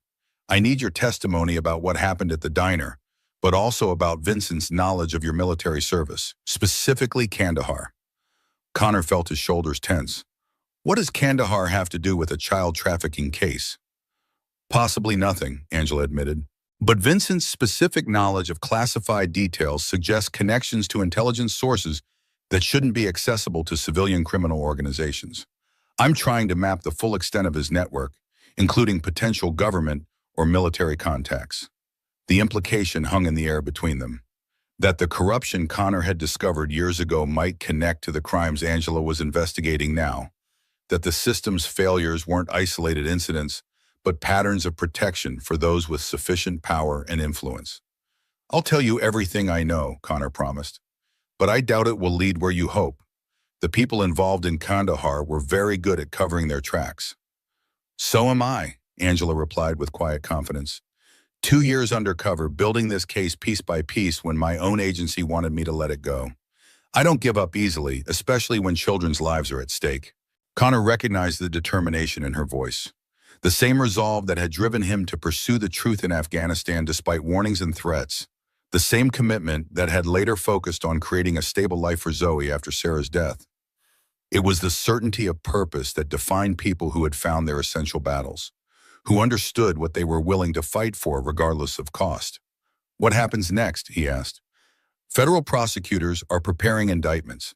I've been temporarily reassigned to the case in an official capacity now that my unauthorized investigation has produced actionable evidence. A hint of satisfaction crossed her features. Turns out it's harder to dismiss an agent as emotionally compromised when she delivers a major trafficking network on a silver platter. How long will you be in Cedar Falls? Another week, maybe 2. There are loose ends to tie up here before the case moves to federal courts in Columbus. She hesitated, then added, after that, I'm not sure. The Bureau has suggested a transfer, new assignment, fresh start. They're suddenly very interested in my valuable investigative instincts. There was irony in her tone, but also a question that remained unspoken. Connor found himself wanting to address it directly, though he wasn't entirely sure what answer he was prepared to offer. Zoe would be disappointed if you left without having those pancakes, he said instead, testing the waters with safer conversation. Angela smiled slightly. I wouldn't want to disappoint Zoe. Neither would I, Connor agreed, holding her gaze a moment longer than necessary. She's lost enough people in her life already. The implication wasn't subtle, and Angela didn't pretend to misunderstand it. And you, she asked directly, would you be disappointed if I left? Connor considered the question honestly. He barely knew this woman, had met her under extraordinary circumstances that revealed character, but not the everyday realities that define compatibility. Yet there was an undeniable connection between them, a recognition of shared experiences, similar wounds, common values. Yes, he admitted finally. I think I would be. Angela nodded, accepting his answer without pressing for elaborations he wasn't ready to provide. Then I'll definitely stay for pancakes before I make any decisions about transfers. The moment was interrupted by Zoe calling from the house, announcing that she was hungry and wondering when dinner would be ready. Connor smiled apologetically. Parent duty calls, he said. Would you like to join us? Nothing fancy, just spaghetti and garlic bread. I'd like that, Angela replied, her professional reserve softening further. If you're sure it's not an imposition. Not at all, Connor assured her. Fair warning, though, Zoe will interrogate you about FBI procedures and whether you have a badge and gun like the agents on TV. I think I can handle her questioning techniques, Angela said with mock seriousness. I've been trained in resistance to interrogation after all. For the first time since the chaos at Mason's diner, Connor felt himself truly smile. Not the reassuring expression he maintained for Zoe's benefit, but a genuine response to unexpected connection in the aftermath of violence. Whatever came next would be complicated, but for tonight, spaghetti with his daughter and this fascinating, damaged, determined woman seemed like a perfect next step. As they walked toward the house together, Connor glanced back at his workshop, the place where broken things became whole again through patience and skill, where chaos transformed into order under capable hands. Perhaps people weren't so different from his woodworking projects. Perhaps some damage could be repaired, some wounds could heal, some broken pieces could find new purpose when joined with others that fit just right. It was, he thought, worth finding out. The federal response to Vincent Carmine's arrest had been swift and coordinated. Within hours of the standoff at Mason's diner, FBI tactical teams had secured the scene, evidence had been properly documented and collected, and all 5 suspects had been transported to separate holding facilities to prevent collusion. Angela had been temporarily reinstated to her official capacity, her 2-year off-books investigation suddenly legitimized by the volume and quality of evidence she'd gathered. For 3 days, Cedar Falls had buzzed with activity unprecedented in the town's quiet history. Federal agents conducting interviews, forensic teams processing the bullet-riddled diner, media vans parked along Main Street hoping to catch footage of the small-town carpenter who'd helped bring down a major trafficking network. Connor had kept Zoe home from school, protecting her from both unwanted attention and the lingering trauma of what she'd witnessed. They'd settled into a cautious routine. Mornings in the workshop, where the familiar rhythm of tools against wood provided therapeutic stability. Afternoons watching movies or playing board games. Evenings spent rebuilding their sense of normalcy, one quiet dinner at a time. Angela had become a regular visitor, stopping by each evening to update Connor on the investigation's progress and to spend time with Zoe, whose natural resilience and curiosity had quickly overcome any initial shyness. The 3 of them had fallen into an unexpected pattern of comfortable domesticity that none had anticipated, but all seemed to welcome. On the 4th morning after the incident, Connor woke before dawn, restless from dreams of gunfire and splintering wood. He moved quietly through the house to avoid waking Zoe, settling at the kitchen table with a cup of coffee as pale light began filtering through the windows. The house phone rang, an unusual occurrence at 5:30 a.m. "Reeves," he answered, keeping his voice low. "It's Angela." Her tone immediately set off warning signals, tense, professional, none of the warmth that had characterized their recent interactions. "We have a problem. Vincent's being transferred to the federal courthouse in Columbus this morning for arraignment. The transport team just reported their vehicle was rammed by a truck at a rural intersection about 20 miles outside Cedar Falls." Connor felt his muscles tighten, combat instincts instantly awakening. "Vincent?" "Gone, along with 2 of his men. The federal marshals are alive but injured. This was a professional extraction, Connor. Military precision, exact intelligence on the transport route and timing." "The evidence?" "Secure at FBI headquarters. But without Vincent, the case against his higher-level associates becomes much harder to prosecute." Connor processed this information with the tactical efficiency ingrained through years of special operations training. "He'll come for you. The evidence is useless without your testimony to authenticate it." "I know." Angela's voice was steady despite the implicit threat. "But there's more. They found photos in the transport vehicle, surveillance photos of your house, Zoe's school, your workshop. They were going to use them to pressure Vincent into revealing his high-level contacts." Connor's blood turned to ice. "They know where we live." "Yes, I've already dispatched a protective team, but they're coming from Columbus. ETA 45 minutes. The professional detachment in Angela's voice cracked slightly. "Connor, I'm so sorry. I never meant for Zoe to be in danger." "Not your fault," he replied automatically, mind already calculating options, escape routes, defensive positions. "But we can't wait 45 minutes. Vincent's people could already be en route." "I'm 10 minutes out," Angela said.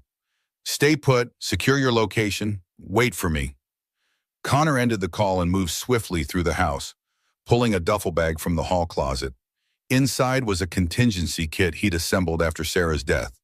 Emergency cash, spare ID documents, first aid supplies, a few survival essentials.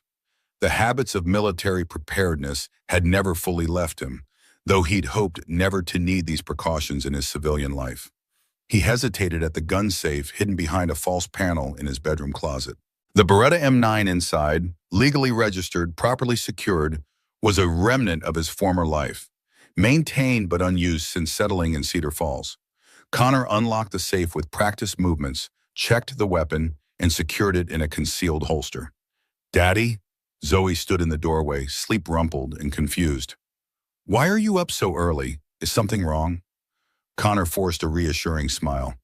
"Nothing to worry about, sweetheart. Agent Rodriguez is coming over for an early breakfast. We need to be ready when she gets here." Zoe's perceptive eyes narrowed slightly. "You're wearing your serious face. The one when something bad is happening, but you don't want to tell me." The observation was so accurate that Connor felt a surge of pride despite the circumstances. He knelt to her level, knowing that lies would only undermine the trust they had built.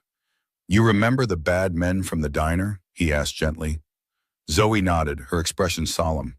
"The ones Agent Rodriguez arrested." "Some of them got away," Connor explained, keeping his voice steady. "They might be looking for Agent Rodriguez, so we're going to go somewhere safe for a little while, like a surprise vacation." "Are they looking for us too?" Zoe asked, the question painfully direct. Connor hesitated, balancing honesty against the need to prevent unnecessary fear. "They might be, but I won't let anything happen to you. Neither will Agent Rodriguez." Zoe absorbed this information with remarkable composure. "Should I pack Mr. Whiskers?" she asked, referring to the stuffed cat that had been her constant companion since Sarah's death. "Definitely," Connor confirmed. "And some clothes. Just what fits in your school backpack, okay? We need to travel light." As Zoe went to gather her things, Connor quickly packed a bag for himself, mind continuing to assess options. Angela would arrive soon, but Vincent's team could be anywhere. The protective detail was still too far away to rely upon. They needed to move to get Zoe to safety before the sound of tires on gravel interrupted his thoughts. Moving to the front window, Connor saw Angela's bureau-issued SUV pulling into the driveway. Relief washed through him, immediately followed by renewed vigilance. If Vincent's people had been monitoring Angela, they might have followed her here. He scanned the road beyond the property, empty in both directions. The surrounding woods showed no signs of movement. Perhaps they had a small window of opportunity. Angela approached the house with the wary efficiency of someone who understood the danger. Connor met her at the door, ushering her inside quickly. "Clear on approach," she reported. "But they could be anywhere. We need to move fast." "Zoe's packing. Where's the nearest safe house?" "Columbus FBI field office, about 90 minutes from here." Angela checked her weapon, a standard-issue Glock that seemed incongruous against the casual jeans and sweater she wore. "I've been trying to reach Sheriff Townsend for local backup, but he's not responding." The implication hung between them. Either the local police were deliberately being kept out of the loop, or something had happened to prevent their response. Neither option was reassuring. "My truck's in the garage," Connor said. "Tinted windows, less conspicuous than your bureau vehicle." Angela nodded agreement. "We'll take it. I've got a tactical vest in my car. It's size for me, but you should wear it. You're a higher value target if they're watching." Before Connor could argue, Zoe emerged from her room, backpack slung over one shoulder, Mr. Whiskers clutched in her arms. "I'm ready," she announced with determined bravery. Angela knelt in front of her. "Hey there, tough stuff. Looks like we're having an adventure today instead of pancakes." "Daddy says we're going somewhere safe," Zoe replied, her eyes seeking confirmation from both adults. "That's right," Angela assured her. "I know some people who are really good at keeping others safe. They're excited to meet you." The casual normalcy of the conversation belied the tension vibrating through both Connor and Angela. They were moving toward the garage when Connor's combat instincts flared. A subtle change in air pressure, the faintest sound of movement outside the kitchen window. "Down!" he shouted, lunging toward Zoe as the window exploded inward. Glass sprayed across the kitchen as Connor shielded his daughter with his body. Angela reacted instantly, drawing her weapon and returning fire toward the source of the attack. The peaceful morning erupted into chaos as bullets splintered wood and shattered the remaining windows. "Bathroom," Connor directed, half carrying Zoe toward the small interior room with no windows. "Lock the door. Get in the tub. Stay low." Zoe's eyes were wide with terror, but she nodded, running as directed while Angela provided covering fire. Connor retrieved his Beretta, joining Angela in defensive positions flanking the shattered window. "At least 3 hostiles," Angela reported tersely. "Professional tactics, military-grade weapons." "Vincent's not wasting time," Connor observed, firing a carefully placed shot that sent one attacker scrambling for better cover. "We're outnumbered and outgunned." Angela's expression hardened. "But not outmatched. I've called for immediate backup, but they won't get here in time," Connor finished. "We need to get Zoe out now." A new voice called from outside, calm and conversational despite the violence. "Agent Rodriguez, Mr. Reeves, this situation has become unnecessarily complicated." Connor recognized the voice with a chill. Not Vincent himself, but his second-in-command, the stocky man with scarred knuckles who had flanked Vincent at the diner, the one whose stance had suggested extensive close-quarters combat experience. "My name is Walsh," the voice continued. "Mr. Carmine sends his regards and a proposition. The evidence for your lives. Simple, clean, everyone walks away." "Except the children your organization traffics," Angela replied, her voice carrying easily through the shattered window. "Not interested in your proposition, Walsh." "Perhaps I failed to make the stakes clear," Walsh responded with exaggerated patience. "This isn't a negotiation where you have leverage. We have the house surrounded. There's no evacuation coming. We've made sure local and federal resources are thoroughly occupied with incidents elsewhere. This ends one of 2 ways. You hand over the evidence and walk away, or we come in and take it." Connor met Angela's eyes, silent communication passing between them. The threat was real, the danger immediate. They were trapped in a house with limited defensive positions, a child to protect, and no reasonable expectation of timely backup. "I need to check on Zoe," Connor murmured, receiving Angela's nod before moving in a crouch toward the bathroom. He found his daughter as instructed, curled in the bathtub, arms wrapped around her knees, Mr. Whiskers clutched against her chest. Her face was pale but composed, the determination in her eyes a mirror of his own. "Are the bad men back?" she asked softly. Connor nodded, not insulting her intelligence with false reassurances. "Yes, sweetheart, but Agent Rodriguez and I are going to handle it." "Like at the diner?" "Like at the diner," he confirmed. "I need you to stay right here, stay low, and no matter what you hear, don't come out until either Agent Rodriguez or I come get you. Can you do that?" Zoe nodded solemnly. "I'll be brave." "I know you will." Connor pressed a kiss to her forehead, trying to memorize every detail of her face in case. No, he wouldn't allow himself to think that way. "I love you more than anything in this world, Zoe. Remember that." "I love you too, Daddy." Connor returned to Angela, who had maintained their defensive position while simultaneously trying to reach backup on her phone. Her expression told him everything he needed to know. No help was coming in time. "Walsh was telling the truth," she said grimly. "Multiple incidents reported simultaneously across 3 counties. Bomb threats at schools, suspicious packages at government buildings. They're stretching emergency resources deliberately to isolate us." Connor processed this information with the cold efficiency of combat assessment. They're well-funded, well-organized, and determined. This isn't just about silencing witnesses anymore. It's about making an example. "I could try to negotiate," Angela suggested without conviction. "Buy time, at least." "They'll take the evidence and kill us anyway," Connor replied. "Men like Walsh don't leave loose ends." A new round of gunfire punctuated his assessment, bullets tearing through the remaining kitchen cabinets. They returned fire strategically, conserving ammunition while maintaining a defensive perimeter. "They're getting impatient," Angela observed. "They'll rush us soon." Connor was formulating a response when Walsh's voice carried through the shattered windows again. "Perhaps we need to adjust the incentives," he called conversationally. "Bring out the package." The dread in Connor's gut crystallized into icy certainty even before he heard the familiar voice. Connor, they've got me." Dolores's voice trembled with fear and pain. Please help me. Angela's eyes widened in shock. How did they? They must have been watching the house, Connor realized. Saw her visit yesterday when she brought dinner. The kindly waitress had become a surrogate grandmother to Zoe after Sarah's death, a fixture in their lives who had risked herself to protect his daughter during the diner confrontation. Now we have a new proposition, Walsh announced. The evidence for the old woman. You have 30 seconds to decide before I start removing fingers.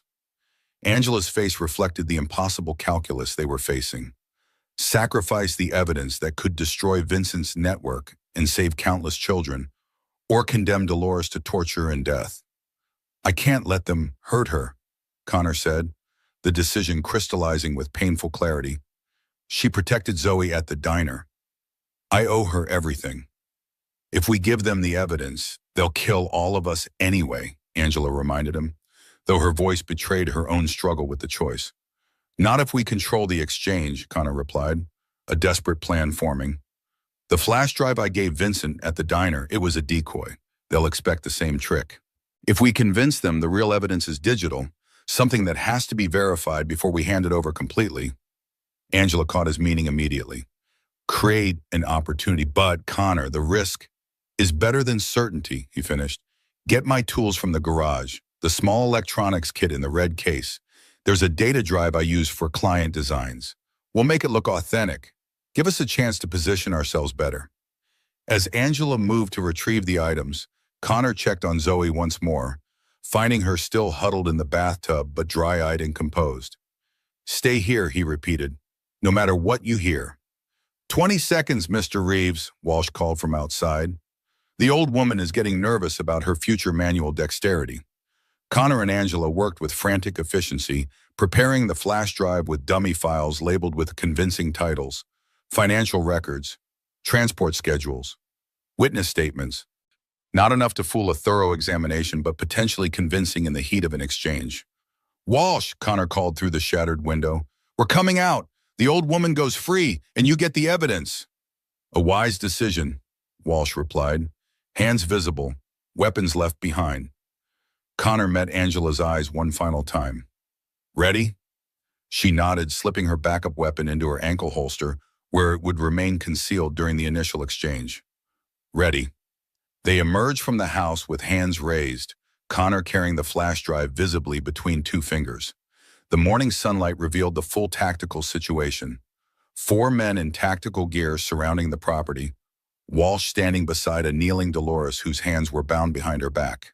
The elderly waitress's face was bruised, her expression a mixture of fear and fierce determination. I'm sorry, she called to Connor. They came to the diner, said they'd hurt the other girls if I didn't come with them. Not your fault, Connor assured her, moving slowly toward the center of the yard where Walsh waited. Everything's going to be okay. Walsh smiled thinly. Touching optimism, Mr. Reeves. The evidence, if you please. Connor held up the flash drive. First, let Dolores go. She walks to the house, then you get this. I don't think you're in a position to make demands, Walsh observed casually, but as a gesture of good faith, he cut the zip ties binding Dolores's wrists. Once I've verified the data, she's free to go. Connor recognized the lie for what it was, but maintained his composed exterior. The next few moments would determine everything. You'll need to check it, he said, extending the drive.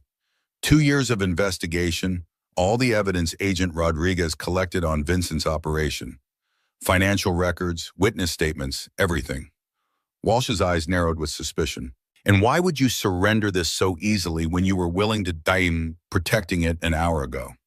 Because I'm a father first, Connor replied truthfully. My daughter is in that house. Her safety matters more than anything else. The explanation seemed to satisfy Walsh, who gestured to one of his men. Check it. Make sure it's legitimate. As the man approached to take the drive, Connor carefully tracked positions and distances. Walsh 3 feet to his right, Dolores kneeling 5 feet beyond, Angela slightly behind his left shoulder, the remaining gunmen at strategic points around the perimeter. Not ideal, but workable if the timing was perfect. The man took the drive to a laptop set up on the hood of their unmarked van, inserting it and scanning through files. After a moment, he looked up. Looks real. File structures, naming conventions, timestamps, all consistent with FBI protocols. Walsh nodded with satisfaction. Excellent. It seems we can conclude our business with minimal. The distinct crack of a rifle shot interrupted him, the bullet striking the ground inches from Walsh's foot. Everyone froze, heads swiveling to locate the source of the unexpected intervention. Dolores moved with shocking speed for a woman her age, rolling away from Walsh and pulling a small revolver from beneath her sweater. Vietnam-era Colt Detective Special, she announced with grim satisfaction. Never leave home without it. Connor and Angela seized the momentary confusion, each targeting the nearest gunman. Connor's years of combat training translated into precise, economical movements. Disarm, disable, secure. Angela matched his efficiency, her FBI tactical training evident in every calculated strike. The second rifle shot came from the tree line beyond the house, dropping another of Walsh's men with a clean hit to the shoulder that disabled without killing. Connor recognized the shooting signature immediately. Controlled, precise, minimum force necessary. Military or law enforcement. Definitely not Vincent's people. Walsh recovered quickly, raising his weapon toward Dolores, who had taken cover behind a garden planter. Connor launched himself forward, tackling the man with enough force to send them both crashing to the ground. The gun went spinning across the lawn as they grappled, Walsh's combat experience evident in his skilled counters to Connor's attacks. You should have taken the offer, Reeves, Walsh grunted, landing a solid blow to Connor's ribs. Now your daughter gets to watch you die. The words ignited something primal in Connor, a protective rage that transcended tactical training. He fought with the desperate intensity of a father defending his child, each movement fueled by love more powerful than fear. Angela had subdued her opponent and was moving to assist when Walsh managed to retrieve a hidden blade from his boot. The knife flashed in the morning sunlight as he drove it toward Connor's throat with deadly precision. Connor blocked the strike but felt the blade slice across his forearm, hot pain followed by the warm flow of blood. Walsh pressed his advantage, strength against strength, the knife inching closer to Connor's neck as they struggled. The third rifle shot resolved the deadlock, striking Walsh's shoulder with surgical precision. He howled in pain, the knife falling from suddenly nerveless fingers. Connor secured him with a restraint hold as Angela rushed forward, weapon trained on the disabled opponent. Federal agent, don't move, she commanded. Though the instruction was unnecessary, Walsh was effectively neutralized, his face contorted with pain and fury. Who's the shooter? Connor asked, scanning the tree line while maintaining pressure on his bleeding arm. His question was answered as a figure emerged from the woods. Sheriff Mike Townsend, rifle held with the competent ease of a Vietnam veteran who hadn't forgotten his training despite decades in law enforcement. Sorry I'm late, Mike called, approaching with wary vigilance, continuing to scan for potential threats. Your FBI friends were having trouble reaching me because my department was responding to a school bomb threat. Recognized it as a diversion tactic and figured you might need backup more than the empty elementary school did. Good call, Connor acknowledged, relief washing through him as the immediate danger receded. Dolores approached, her earlier fear replaced by righteous indignation as she glared at the restrained Walsh. This one ordered his goons to rough me up at the diner. Said they'd hurt the other Quayrises if I didn't cooperate. Mike raised an eyebrow at the small revolver still clutched in her hand. Thought you got rid of that piece 20 years ago, Dolores. She sniffed dismissively. A woman my age living alone needs protection. Besides, some habits die hard. Connor suddenly remembered Zoe, still huddled in the bathtub awaiting rescue. I need to get my daughter, he said, moving toward the house with urgent steps.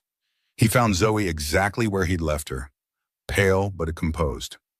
Is it over, Daddy? She asked as he gathered her into his arms, heedless of the blood still seeping from his wounded forearm. It's over, sweetheart, he assured her, carrying her from the bathroom.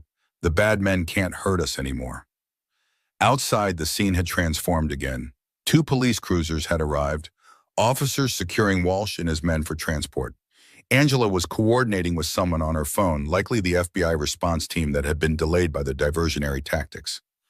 Zoe's eyes widened at the sight of Dolores.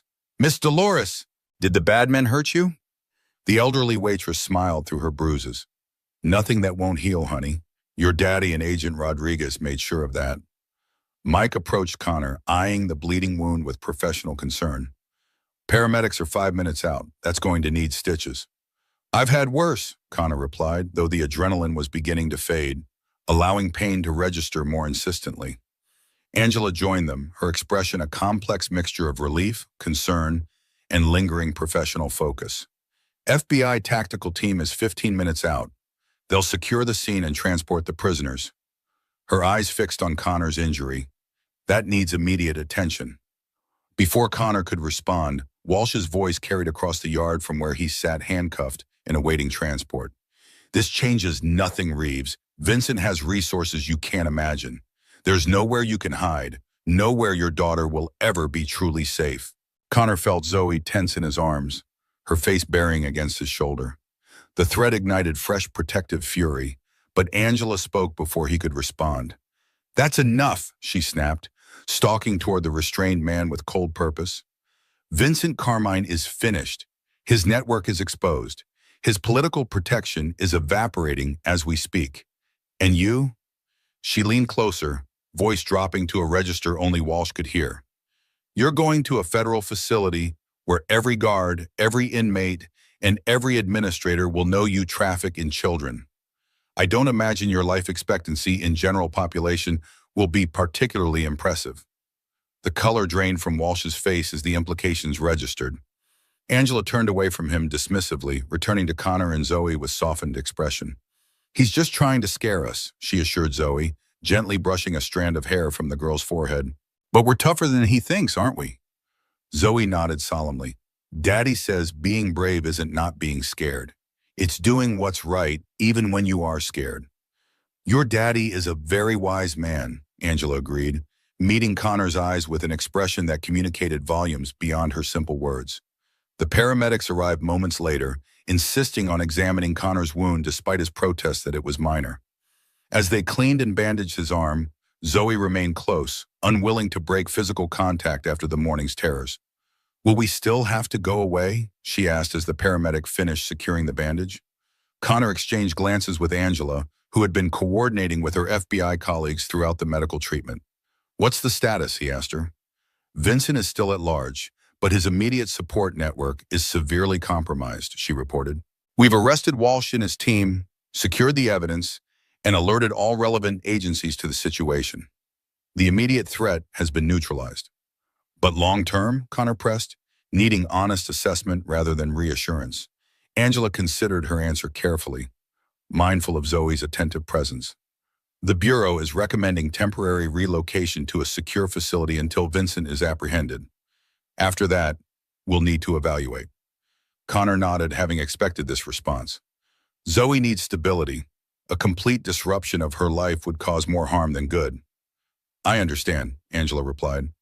Let me make some calls, see what options we can develop that minimize the impact on her routine while maintaining necessary security.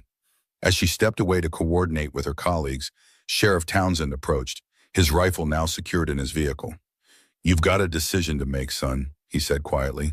This isn't going to blow over quickly. I know. Connor watched as FBI vehicles began arriving, agents securing the scene with professional efficiency. But running isn't the answer either. Zoe deserves better than a life in hiding. Mike nodded thoughtfully. Cedar Falls takes care of its own. Whatever you decide, you won't face it alone. The simple statement carried powerful resonance, a reminder that community created its own kind of security, that connections to people who cared provided protection that went beyond physical safety. Angela returned, her expression suggesting she'd reached some resolution. I've arranged for a safe house within 50 miles, close enough that Zoe can continue at her school with proper security protocols in place. We'll maintain the arrangement until Vincent is apprehended. And you? Connor asked, the question encompassing far more than professional responsibilities. I've been officially reassigned to the case, she replied. Full resources, complete authorization to pursue all leads. The Bureau suddenly finds my unauthorized investigation remarkably prescient now that it's yielded results. A hint of ironic amusement colored her tone, but Connor detected something else beneath it.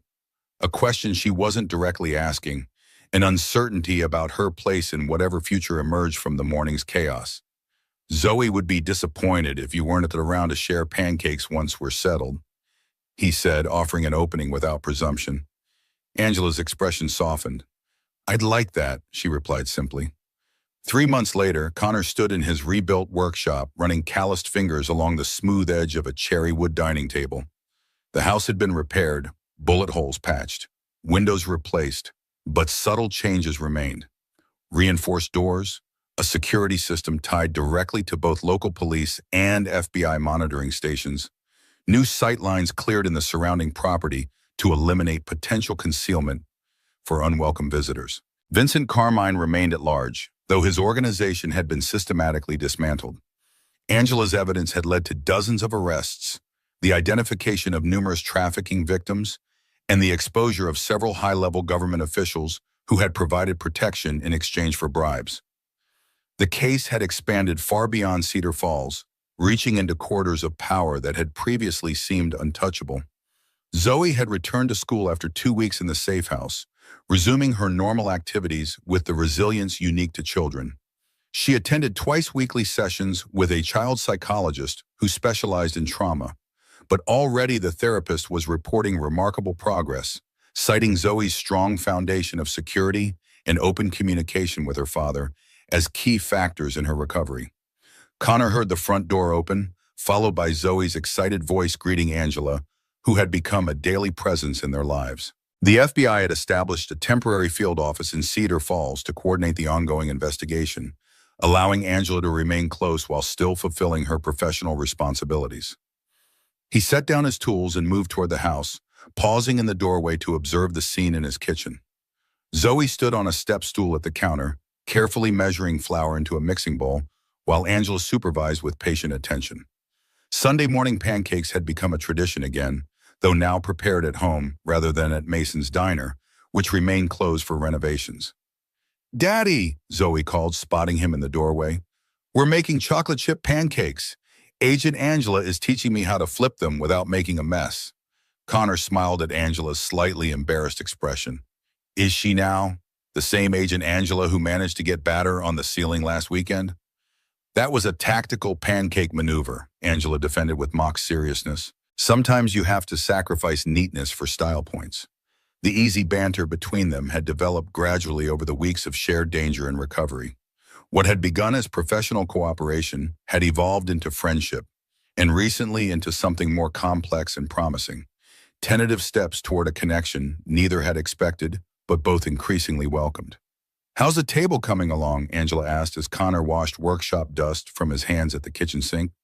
"Almost finished. Final sanding today, staining tomorrow." The table represented more than just a woodworking project.